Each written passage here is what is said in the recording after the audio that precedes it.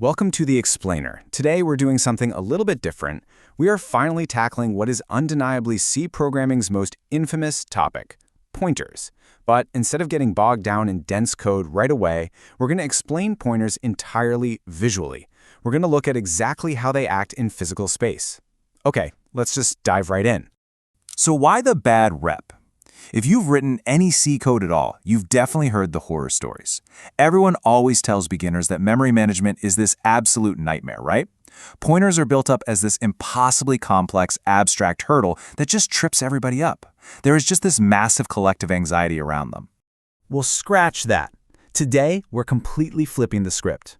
By the end of this, they are going to become the easiest, most intuitive part of your toolkit. By stepping away from the boring textbook definitions and just relying on simple spatial relationships, you'll see it's actually brilliant. You really just have to look at it the right way. Section 1. The Foundation of Memory, the Micro-Level Hierarchy.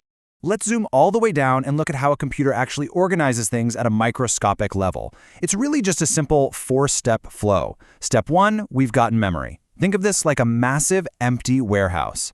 Step 2, addresses. Every single slot in that giant warehouse gets a unique number, a specific address, so we can actually find it later. Step 3, we introduce a variable. This is just us taking an actual item and placing it into one of those addressed slots.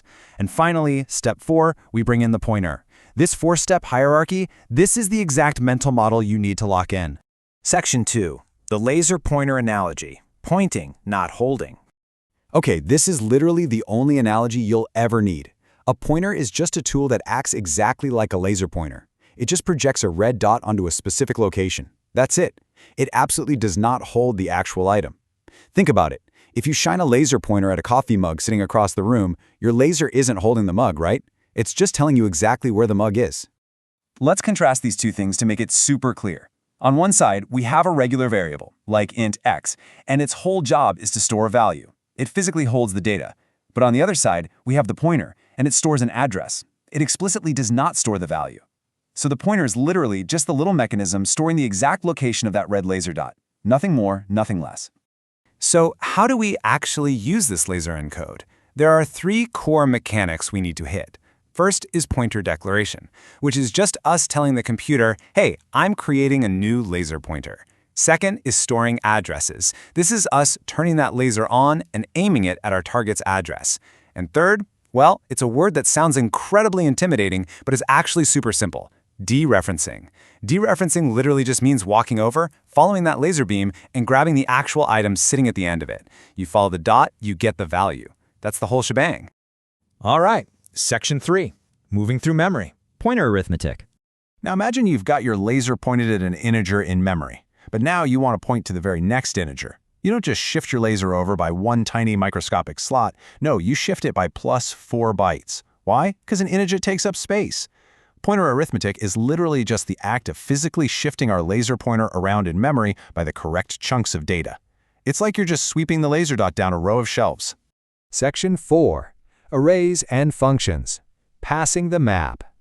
A lot of folks think arrays and pointers are totally different beasts, but when you visually step through an array in C, it's really just pointer arithmetic working furiously behind the scenes. An array is just one long contiguous block of data. Navigating it, that's just sweeping that laser pointer along, shifting by the size of the data type over and over again. They are intimately, tightly related. And this completely blows the doors open for what we can do, especially when we start talking about functions and dynamic concepts. Say you have a massive block of data and you need a function to process it. Without pointers, you'd have to make this heavy, horribly slow copy of all that data just to hand it over. But with pointers, you literally just hand the function the laser pointer. You just share the map to the address. The function can then reach out and modify the original data dynamically. It is incredibly fast. Section 5. Pointers in embedded systems. The macro landscape. Let's zoom out for a second. Check out this microcontroller memory map. It's massive. You've got physical hardware blocks like flash and RAM, and then all these super complex peripherals, GPIO, USART, ADC, SPI, timers. When you're programming a microcontroller, you're not just running software in some void. You are manipulating physical electrical pins. And how do you interact with this huge landscape? Pointers. Pointers give you the absolute power to reach out and directly touch every single one of these physical hardware blocks just by aiming right at their specific memory addresses. This right here is the whole foundation of high-level embedded applications. Turning on a physical LED through GPIO registers? Pointers. Sending data over a cable using UART? Pointers. It's all driven by memory-mapped I/O, which relies entirely on aiming your laser pointer at a specific hardware address and changing the value.